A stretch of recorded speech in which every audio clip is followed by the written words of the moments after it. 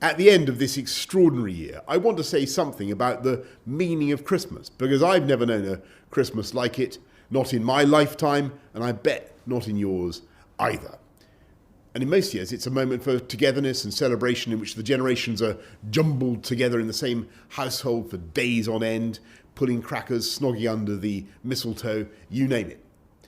And yet this year, that is the one type of Christmas we simply cannot afford to have. And it grieves me because I think everyone hoped and prayed, I certainly did, that things could be, if not normal, then as normal as possible for as many families as possible. And yet, we have had to confront the reality of the new strain of COVID, the speed with which it spreads, and I bet you agree that we had no choice but to take action. And therefore, to all those who may be feeling momentarily cast down or a bit exhausted, or frankly in need of any kind of cheering up, I want to talk about what for me is the deeper meaning of Christmas, this amazing festival at the turn of the year. Because it's not about presents or turkey or brandy butter, much though I like all of that kind of stuff. It's about hope. It's about a basic idea of rebirth and renewal.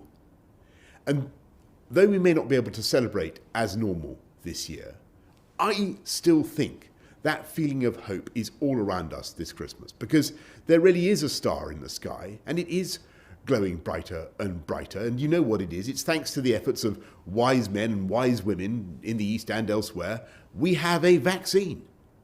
And we know that we're going to succeed in beating coronavirus, and that these privations that we're going through are temporary. And we know that next year really will be better.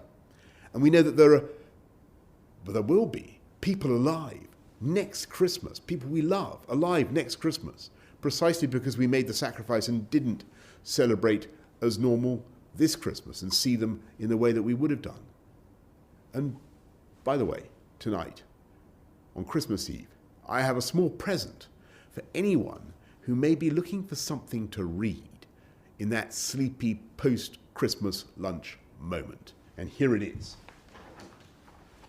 Tidings, glad tidings of great joy, because this is a deal to give certainty to business and travellers and all investors in our country from the 1st of January, a deal with our friends and partners in the EU. You remember the oven-ready deal by which we came out on January the 31st? That oven-ready deal was just the start of this is the feast, full of fish, by the way. And I believe it will be the basis of a happy and successful and stable partnership with our friends in the EU for years to come. So that's it. That's the good news from Brussels. Now for the sprouts, and a happy Christmas to you all.